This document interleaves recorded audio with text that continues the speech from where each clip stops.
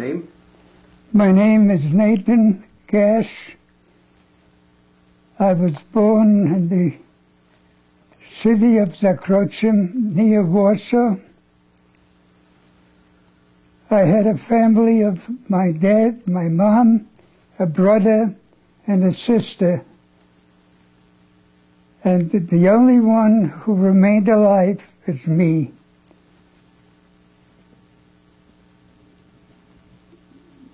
What was the name of the town? The town is Zakroczym.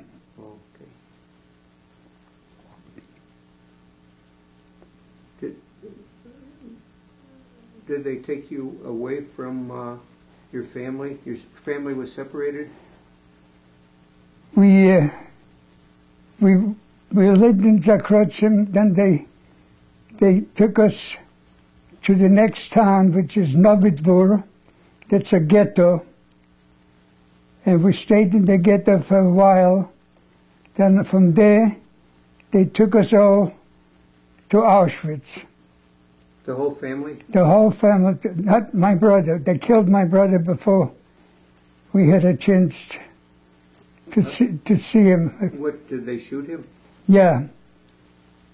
They shot him. And I came with my father and mother and sister to Auschwitz. And in Auschwitz, when we came off the train, we were separated. My father and I went separate. My mother and sister went separate. They didn't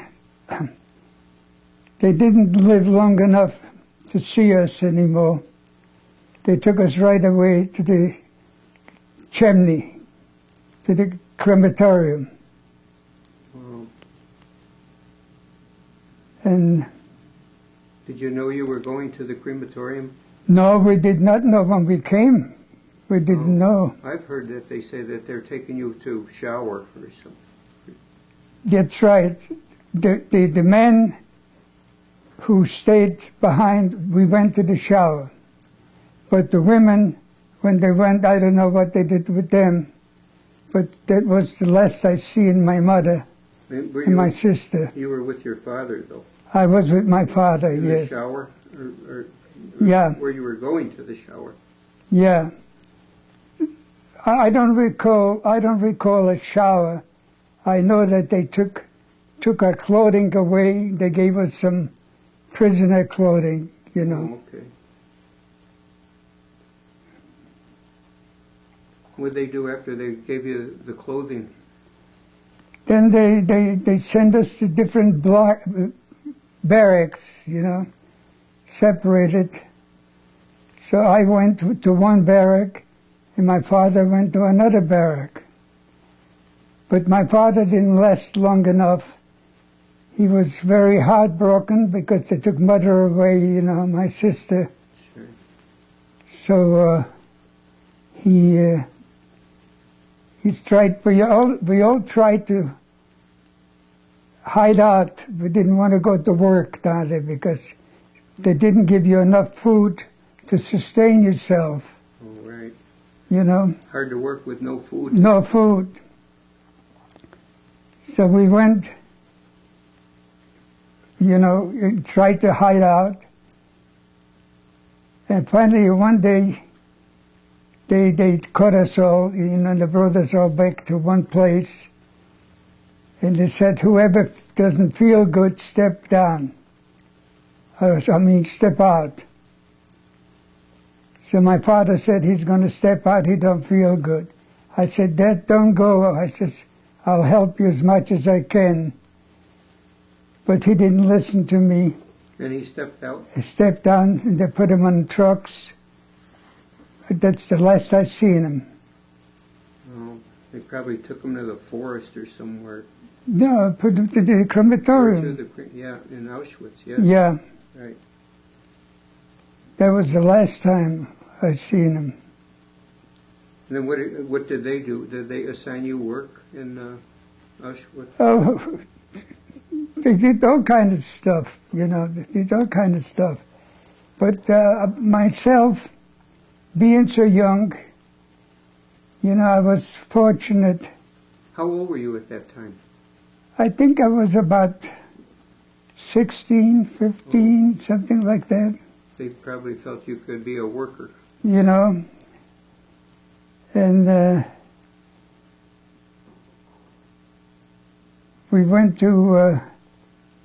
I went to work one day, and they took me to a barrack, and the barrack had a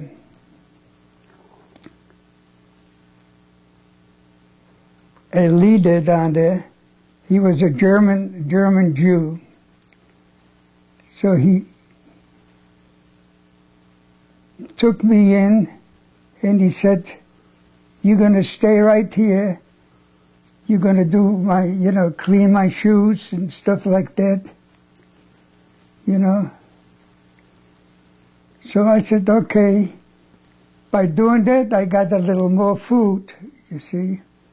Well, you were a little lucky. Yeah, a little lucky, And then one day, he came to me and he said, they're going to bring a transport in here, the next barrack right in back of us.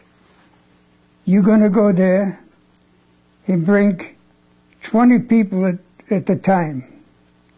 But when you go there, you tell them that they have to, when they come into this barrack, they have to bring all the gold what they have and put it, so you tell them to give it to you, instead give it to the Germans.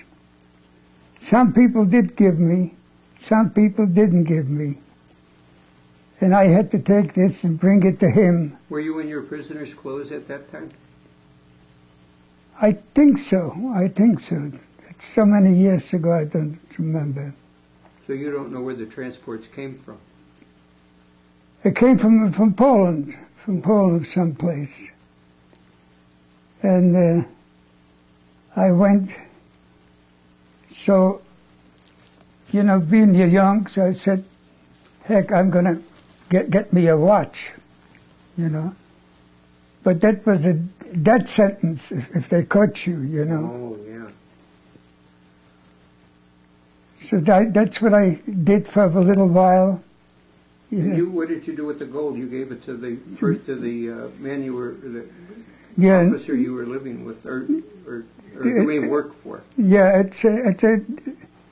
he was a prisoner too, but a German Jew, and he had more clout than I had. Oh. And so he kept me. We used to go, noontime we used to go to the kitchen to get some soup, so I had more soup than you had, and stuff like that. Yeah, you were lucky. That sustained me, Sure. And one day we took in some people there to help out, and they seen what I'm doing. They said they want to do that too. So I got sick. I got diarrhea. So they tried to get me killed, What, the other prisoners? Yeah, they got, anyhow, I didn't know that. What did they, they threaten you? Yeah, because I had all the, got to get to these people, to get the gold or whatever. Yeah. Because if you had gold in camp, you dealt with the Germans too, believe it or not. What? It goes to the Germans, the gold. Yeah, but if you had some gold, you had some Germans who came in to work in the camps, they were no prisoners, they just came to work there. Oh. And They were like civilians. Civilians, Oh, yeah. okay. And you got to talk to them, and they would deal with you, like if you had some American dollars, you know, they would bring you a salami or other kind of food, you know. And that's how I kept going. And finally, one day, the SS came in and had us come to the front, all of us. And I was just a young boy, you know. So they started interrogating them. And when it came to me, they said, "You're too young, you know. You go back." And the other ones, I don't know what happened to them, you know. Well, so you were lucky that you were. I was lucky, really. The right age. Many places I was very lucky. Then there was one group, what they called the Canada. I don't know if you ever heard of it. Yes, I did hear of the Canada. You know? Yes, I read about it. Yeah? But tell me about it. So I was in block, I think it was block 9 or 19. That's sort of sits in my... Auschwitz. Yeah. And they came from the main office, you know, and they needed some people, you know. So everybody was pushing up in the front, you know how it is. And that guy said, get back, I don't want you. That fella right there, pointing to me, you know, called me over and he said, "You're going to go to the Canada." My eyes opened, you know. Was that good news for you at that time? Oh, yes, that was good. Because you heard about it. That was good news because they were the ones who worked in the warehouses where all the clothing came in and people, you know, sewed in some gold pieces and stuff. Oh. And they used to find them, you know. So we had it good. How long did that last? It didn't last long because all of a sudden I got a sore on my toe and I had to go to the infirmary. When I went there, you know, chances are that you might not come out alive, you know. Yeah. But there were some fellas working there who came from my hometown, and they kind of gave me a helping hand, you know, because every few days the Germans would come in, you know, and call everybody out and look them over. You go here, and you're gone. So there again, I was very lucky. But I couldn't get back to the Canada anymore, you know. Once you went from the infirmary back to work group? Yeah, just a plain work group. Then I found there was a group they called the Weberei. And that was easy work, you know, easy work. What kind of work was it? They cut up clothing, you know, and I don't know how to say, they made some like big cushions. They said they used it for the ships, you know, when they come to the dock, you know. Oh, like padding. Paddings, yeah. So I got into that group.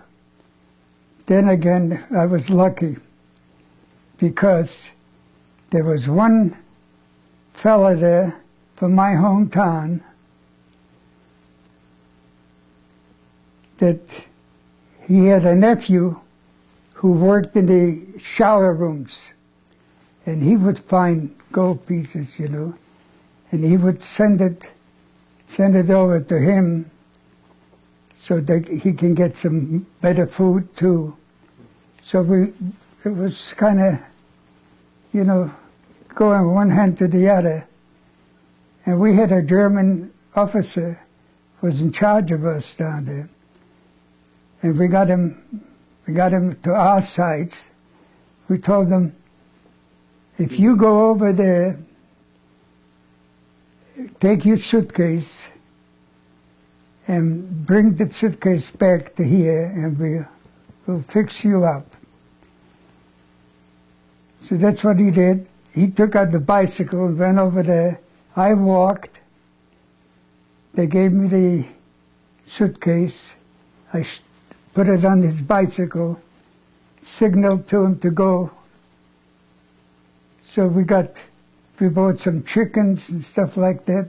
We made dinners for him. He gave him some little gold, you know. Wow. And that's how... He became a little friendly with you. Yeah. Because you were rewarding him. That's right. So that's how that's how I lived, you know, and that's why I was fortunate to survive. Yes. Do you remember what year that was that you were going through this? This was during roughly. I think roughly was about 44, 43, something like this, you know. When was your family taken from your town? Was that what year would that have been? When your family was separated in Auschwitz? About 43. It was 42. Okay. Something like that. It's not early in the war. You know, a little later. Later, yeah. So that's what you were doing during wartime. That's right. And what happened? Let's see. The next thing was the liberation. Then, from Auschwitz, they took us 100 prisoners in a group and marched us out. You know. From there. Did you know that you were being liberated? No. We went from there. They put us on trains, and we went to, where was it? We went to Sachsenhausen, you know. From Sachsenhausen, we went to another little camp. We weren't there too long. And from there, we wound up in Thüringen, state of Thüringen, and that place was, the name of it was Thüringen. I remember it was on top of the hill, and that was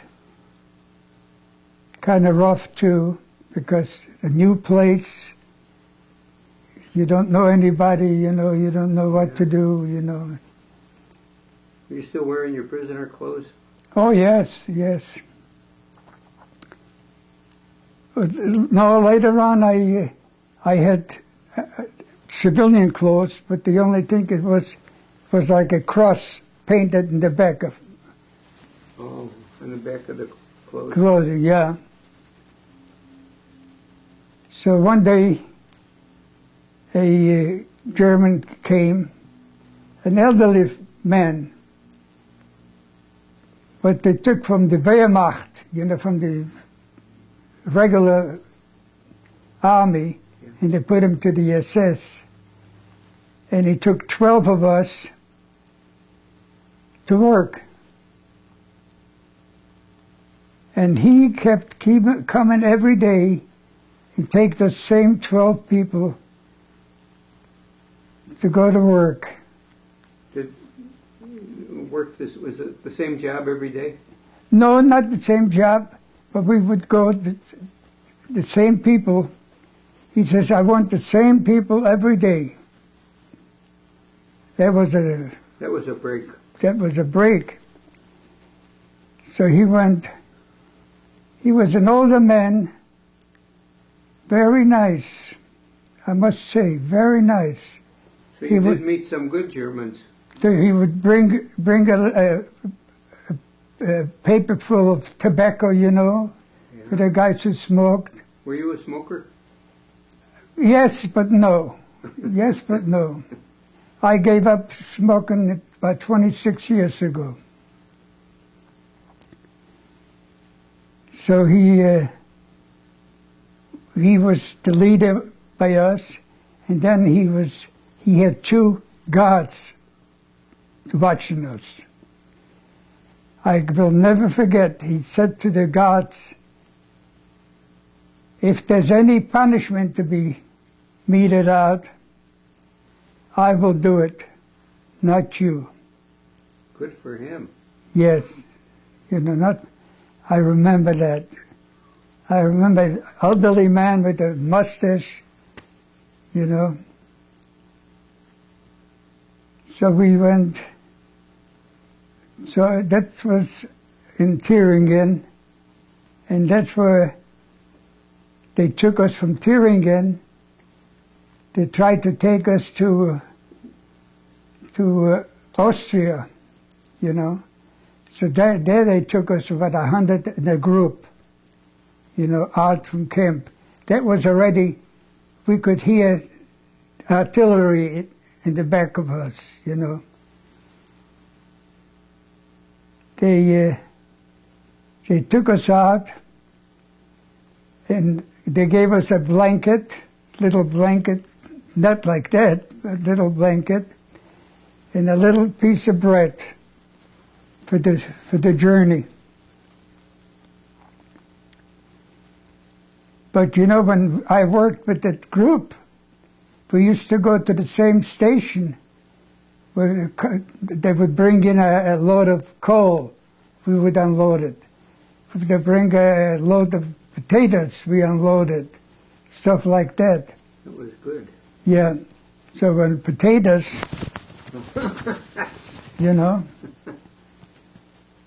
Were you able to cook them later?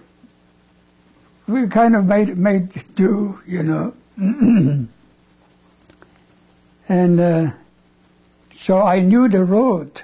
I knew the road because we went there every day, the same road. But there was another job on the same road, which I went one day, and I said, I'll never go there again. They were digging a tunnel into the hill, And the Germans were trying to, I think, they were saying something about the V2, that they... The V2 rocket. Rockets or something. So we went out 100 in a group, when it started raining in the dark at night. So we were marching here, going away this way. Another group here was coming, Germans from town. We were walking, they were coming alongside. And I could hear them say, when the Americans come in, they kill us, and all of this kind of stuff. So there was a fellow from Holland. I remember his name to this day. His name was Starkey. I said to him, are you ready to go? He says, yes. And there was another fellow standing by us. He says, I go with you. I said, no, you're not going to go with us. Because he had the prisoner clothes on. And you did not at that time? No, I had that civilian with the cross on the back? But kind of worn already, Yeah. Him, they could recognize right away. So, anyhow, we finally decided, okay, we'll let him go with us, So here, the 100 prisoners are going. Here, the Germans are going. And as the Germans went by, we stepped out and started walking back. Everybody was going this way, we were going this way. Back. Was it, you said it was dark at that time? Yeah, it was dark. And raining? And raining, yeah. Wow. So we came back, but the place I'm talking about, there was a little farm place, you know, there were farmers there. So as we walked back, we jumped against the buildings down there, and we could hear them talking, you know, and I said, that's dangerous, you know, we better get better places than this. So if you walked back, you walked into a forest, you know. So we got into the forest, sat down and breathed a little bit. You were relieved. Relieved, yeah. So after that, we decided, what are we going to do now? We don't know what it's back there. Where to go? Where to go. So we decided we're going to go back to camp from the place we came, you know. So you felt it was safer in camp. So we started walking back, and we could see from a distance there was a car parked on the road with a few officers or whatever the hell they were, you know. And we said, we made up our mind, if they say anything, we have Starkey speak for us, because, you know, Holland, it's more German, Yeah. you know. I mean, I used to speak fairly good German too myself, but I let him do the talking. So as we were walking back, here's the car. I don't know, I call them officers. Is there anybody, a mechanic here? So he spoke up and says, no, nicht. Wir sind ja nicht. Okay, danke schön. They say we go. We go. We went back that same evening. We went back to camp. What they had on, this is the hill where our prison camp was. That's a hill where the Germans had the barracks, you know. We went by the gate. There were Germans at the gate. We just went right by, you know, down the hill. Nobody stopped you. Nobody stopped us. It was dark. We were right down the hill. And, you know, they had bunkers dug up all places. So before we went into the bunkers, Starkey says, I'm thirsty. I want some water. I said, where the hell are you going to get water here? You know? He says, in one of the barracks. I said, you crazy. The German barracks. We're going to get killed. I said, okay. We go. The three of you. The three of us. One in a prison uniform. Yeah. So he went in and he found a place where to get some water. He drank. There was evidently no one in the barracks. I guess not. Wow. We went out. I said, now where are we going now?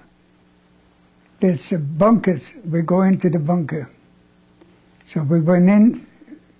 I told you they gave us some little blankets, you know. Yeah. And then the bunker wasn't wider than about this. Big enough for what, a few people? I mean, the length was okay, but the width Oh, so was, it was yeah. tight. Yeah. And then you had this, like little windows cut out, you know. So it was dark, it was night. So we all lay down, one next to the other.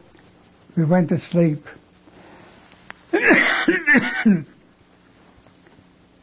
So in the morning we woke up, looked out the window. I could see a German. on a bicycle driving by. In uniform? I think he was in uniform, yeah. Not much long after that, we could see this little jeeps, you know, the military jeeps, coming down the hill. But we didn't know who they are, if they're Americans, if they're Russians, who they are. When you come down the hill, I can still remember, they had a big stack of hay. So when they went by that stack of hay, I remember seeing one soldier taking a grenade and throw it at the hay. Make sure that there's nothing That someone isn't hiding down there. Yes. Oh. So I said, okay. So they went up the hill, then they came right back. I said, uh-oh, the Germans must pushing them back now. You know, they're going back. No, they went back up the hill near our camp. They stopped the jeeps. They took off their jackets or their shirts, whatever they had on, and they started, oh God, it hurts. So when we seen that, I said, that's time to make our move.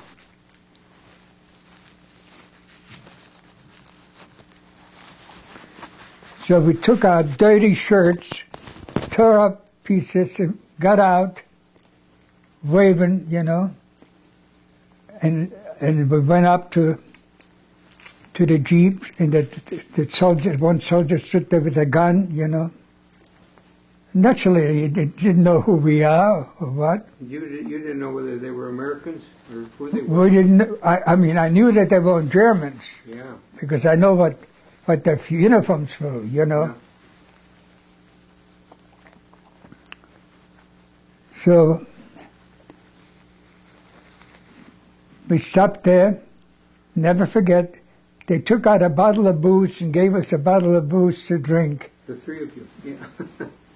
Did you like booze?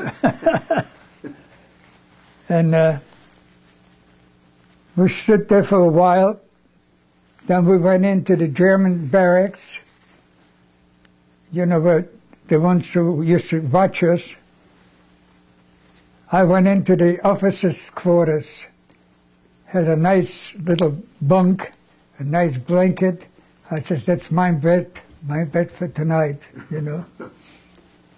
And that was the liberation. Wow, that was good. So you slept in the barracks that was formerly German. Oh, yeah. Barracks. But there was one guy hiding in the cellar. In the barracks? Yeah. We got him out, and and he was starting to beg. He says, he didn't do anything, you know, blah, blah, blah. I said, you take him, do whatever you want with him, you know. I don't know whatever they did with him, you know. But they took him away? I guess so. I never seen him again. Oh. We had some, in Auschwitz, we had some Germans who were prisoners, you know, political prisoners and stuff like that. They had the best goddamn jobs that anybody had, you know. Yeah. One was the leader of a barrack, and he was a son of a gun. I mean, I never been at that barrack, but I had some friends who... You heard about it? Yeah. So after the war, we caught him in the Frankfurt am Main. I didn't understand that. I said, we caught him in Frankfurt. Oh, in Frankfurt? Frankfurt, oh. Yeah. So we got some Americans, and they said, okay, we're going to put him in the back of the truck. You get up on the back down there. Whatever you do with him, we don't know. We don't see. You know? Okay. He was sitting over here. I was sitting over here. Some other fellas over there. And they started questioning, you know, why did you do this and why did you do that? I picked up my foot and I hit him right in the face. Good. You know? Boy, he deserves that. Yeah. Yeah. But whatever happened to him, I don't know. But you didn't kill him right in the truck. I didn't have no weapons or anything like that, you know. The only thing you did was kick him. Oh, I sure gave him right in the... It'd be nice if you knocked some teeth out. I hope so. Yeah, that was in Frankfurt am Main. I spent a year in Frankfurt working for the American kitchen. The soldiers who were going home already came through that place. Yeah. And I had an aunt who was living in California here. I somehow got in touch with her, you know, because there were two brothers in my group. They had some family in New York also. And they used to write letters to him. But the only thing for them to write a letter, they had to have me mail it because I worked for the American Army. Is that like a DP camp? Something like that. Yeah. So you had a good job then. Yeah, so working in the kitchen, had all kind of a food. You know, just the other day, something came back to me.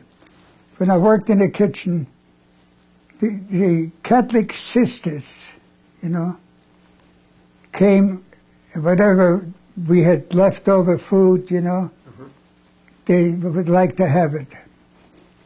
But we like to have some food to take out for our friends too, you know. So one day, they came and complained to the sergeant in the kitchen. Oh, you stool pigeon, you know. So what we did, when we seen them coming, we took the kettle of soup or whatever and dumped it. Aha. Yeah. You don't do that, you know. Yeah. So I stayed in Frankfurt for a year. I think by 11 months. I got in touch with my aunt in California, and she right away started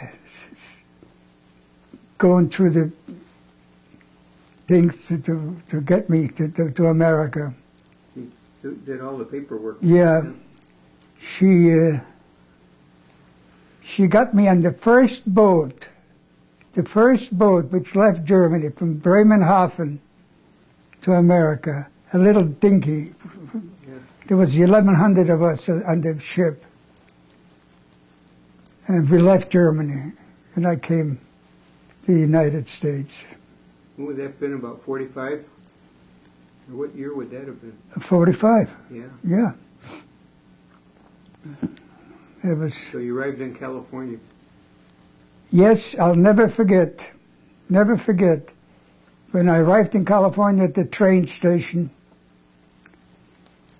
I came out, and the train came from Chicago. You know, what was the name of the train? Santa Fe? No, there was another one.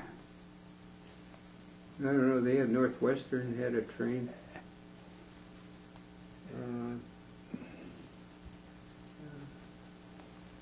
Whatever. Yeah.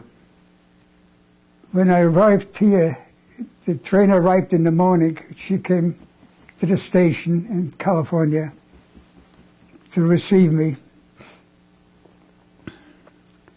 I got outside of the station and I looked around. See like this here? Yeah. All the palm trees, you know. I says, God, that's heaven, you know. I never forget that. Did you recognize her? Oh, yes, I recognize her because she came to Europe a couple of times Oh, when I was a youngster, yeah. okay. Yeah, So she I came to Europe to visit your Yeah. family. Yeah. A matter of fact, we had two sisters of my mother's who were here in America. One in Indiana and one here in California. I stayed with the one in Indiana. They had a little grocery store. In Indiana? Yeah, Oh, so you went from California back to Indiana? I came here.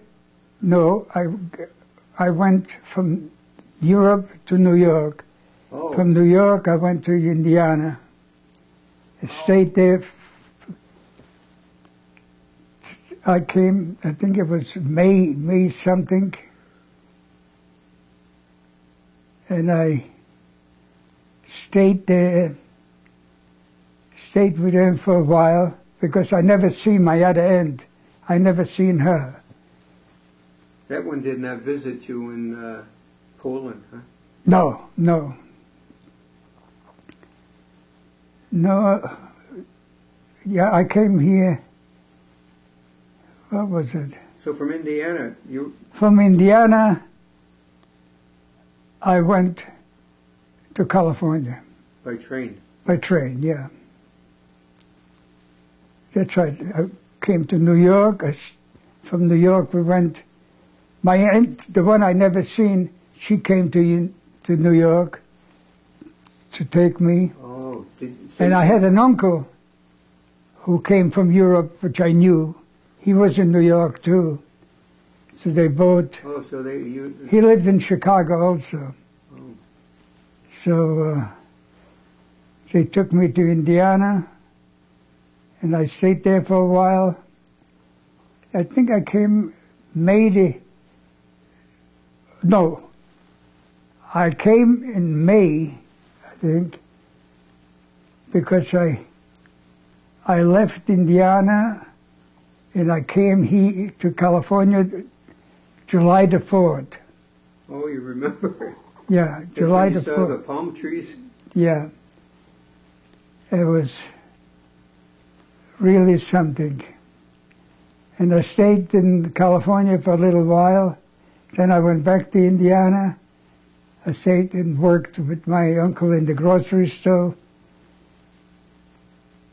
And then I got married, and I went to California again, and I never returned. Oh. What was the town in California? L.A. L.A., okay. It's in the valley. I lived in the valley. I had towards the last 20-some years, I had a townhouse. What kind of job did you have at that time?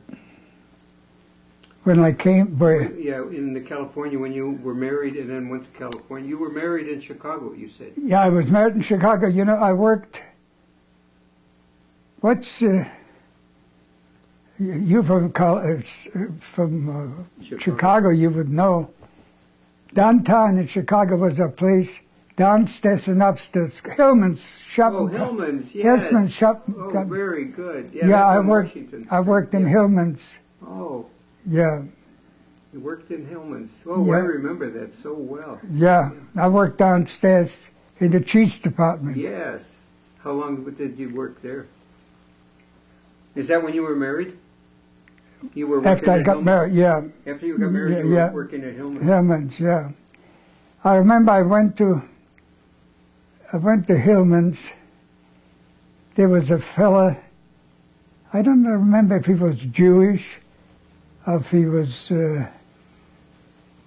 just Polish or whatever. And he interviewed me, you know, and he gave me the job. So I worked downstairs with the cheeses, you know. I can still remember we We used to go into the cellar, big Swiss cheese, big, Wow. yeah. Good job. At least Then for a while. Then I came here and I worked little jobs, and that's my last job is right there. And they see the truck down there, The what? the truck under the glass. Oh, yeah. Right. I see that. Yeah, Big trailer truck. yeah. That's the company I worked for the last 26 years. Oh. Yeah, I've seen those on the road, GSF. Yeah. And what did you do for the trucking company? You're not a driver. No, I wouldn't drive those kind of rigs. I had a heck of a time sometimes Big rig. back in the men. Oh, boy. No, I was on the dock, you know, to make sure that things get loaded right. But Loaded and unloaded, huh? no, unloaded, no, but just loaded. That was in California? Yeah. 26 years. Good. Very good job. I Good. mean, my boss was very nice. Not Jewish. I was the only Jewish fella who worked in that company. Boy, he probably knew you were Jewish, I imagine. Oh, yes. Oh, yes. He came to my daughter's wedding. Oh, good. I'll tell you a little story about him. My daughter wanted to be married in a temple with her husband. Okay. We had upstairs a bar and downstairs a bar. And through the night, I could see I'm running out of liquor. Now, they got married in December, around Christmas time. So my boss sees me going around and kind of worried. He says, "What's the matter, Nate? What's the problem?" I said, "Bill, I think I'm running out of booze." He says, "Don't worry. I got a trunk full of it." Oh, you're lucky. Good. Yeah. And he went home from that wedding. He never forgot it. He told his wife, she was sick, she couldn't come to the wedding. She was so sorry. Every time she seen me, she would say, "Nate, Bill talks all the time about your daughter's wedding." I mean, you know, Well, was it a her Yiddish chasana, you know. Yeah, with her decision not to go to the wedding when she was sick? Yeah, she was sick, yeah. So she didn't want to go. So he came. I had another couple Christians, you know, came to. Well, you say she was sick, though. You're sick? Yeah, That- she was that- sick. Yeah, she was sick. So she always talked about that wedding. That she missed. Yeah. Now, his daughter got married. I was at the wedding. Not like my wedding. Which one was better? Mine was much better. They put a big ham, a big turkey. That's it. But me, it was a chuppah, you know, with the Nice, whole spiel. nice. Yeah. So, Okay, so after, so your wife went to the wedding with you, did she? oh sure. Yeah. Oh sure. Okay, tell me about, then you moved to, or what happened to your wife in California, and then you moved here to Scottsdale, or to Arizona. Oh, I lived in California. And my children live here. They live in Gilbert. And now Well, you have a daughter, would you? I daughter and a son. And a son. Yeah. Now we're getting older, you know. My wife, we're both the same age. Mm-hmm. My wife was 83 in June. You know, I was 82 in December. So they said, it's time that you move here because if anything, if we close by, can you imagine what happens? You know, we have to go to California if something happens. So I said, okay. And then the prices started rising up. Yeah. You know, I paid $27,000 for my condo, and I sold it for $210,000. Wow. Woo, that was a good deal. Yeah, I bought this for cash. So I said, okay, we'll move over here. We came here, and every Friday night we meet at Costco right here across the road for hot dogs. Oh, they're good. My daughter and her husband and myself, they were here last night. They're nice people. I met them at the ceremony. Yeah. He is not Yiddish, you know. He's not? Well, No. He's a good man. Yeah. And do they have children? No. He has from his first marriage. Previous marriage. Yeah. Oh. But Tell me something about your hand, because I'm recording it and I know that you had some accident. I had an accident in the machine shop. I operated a punch press Where was that, in California? in California. And the punch press broke and cut my hand. Oh, must have been a lot of blood. Oh, Did you pass out? no. That happened in 1961. Wow. 1961. Yeah. You were lucky to survive that accident. Yeah.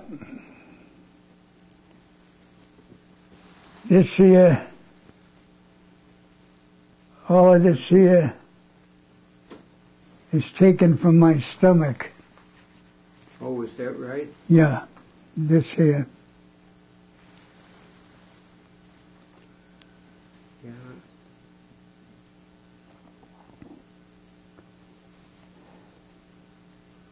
Okay, I would like you now to just tell a little bit about your neighbor here in Gilbert and how it happened that you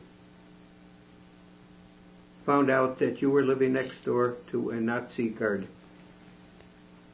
There's not much to be said about that, except to start off, he was living over here only like in, in the winter time or the summertime, how people live, they go to the mountains. Yep. So I only seen him one time outside. And then they decided to sell their trailer and move permanently back to this house. So when they came here, we kind of became neighborly, you know.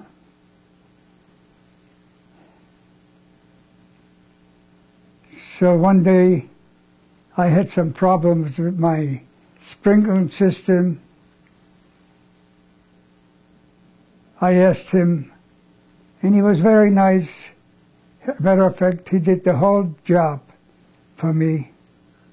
At no charge? No charge.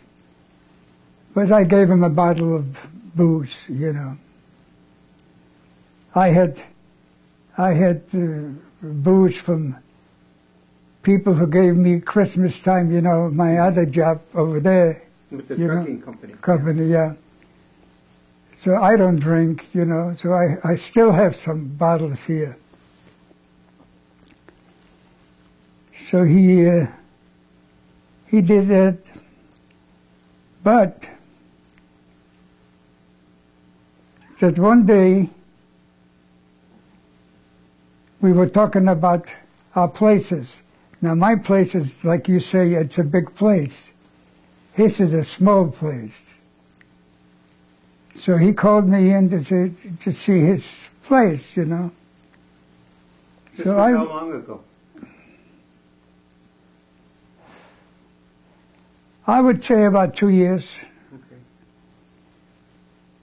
So I came in, and they said, "This is the bedroom." And I kind of walked in. And when I walked in, and my eyes went up to the heavens, and I'd seen that picture on the wall, I turned around and I walked out. You didn't say anything? They don't say anything, I didn't say anything, you know. You think he noticed that you saw it? Maybe he did, I Maybe don't know. It's pretty hard to say. Unknown. Yeah. So I think, I'm not sure, I think, you see the people across the street here, there's mother and daughter live here, Jewish. Uh-huh. If I ever mentioned to them, I'm not sure. Something is foggy up here. So that went on. What did you mention to them across the street? I mentioned about the picture. Yeah, so you mentioned that to your neighbors across the street. Oh. You know? Yeah. I think I mentioned it to them. Okay. Because they've been living here much longer than I, you know, and they always, if they go away, you know, to Denver, they go usually to Denver. They give them the keys, you know, they take care. So. Wait, who do they give the keys to? The neighbor? Yeah. This is before you might have mentioned it to them. All the time, even now, you know. Okay. So, I mean, I don't care who they give the keys to, you know. Yeah.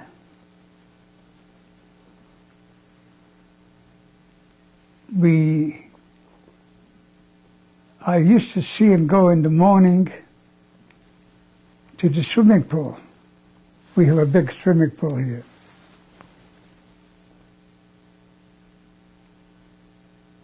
I haven't seen him for a while. I mean, I didn't make big deal to, you know. So I didn't see him, I didn't see him. Yeah. Finally, one day, I was making my lunch right there by that table. And the bell rang. I went to the door, opened the door. There was a young lady and a young fella. And the young lady said to me, "I'm from the Tribune, you know, and so about your neighbor. They told me that they took him away, they made him leave the country." I was flabbergasted. I didn't see anything like that, you know. Mm-hmm. So that's how it started. It started the ball rolling, you know. So they started asking me some questions, and I answered them. And they told me, then I told them that I'm a survivor too, you know. And that's how it started. Wow.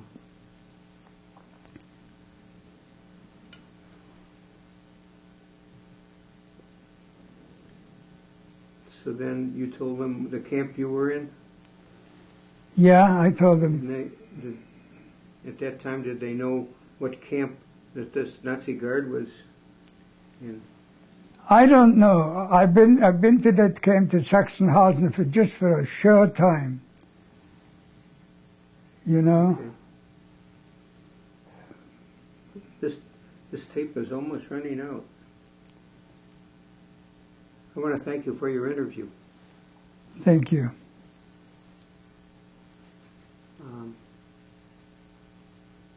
So you are here living in your house by yourself? Yes. In Gilbert, Arizona, and you see your No, daughter. that's This is not Gilbert. Mesa. That's Mesa. Oh, this is Mesa.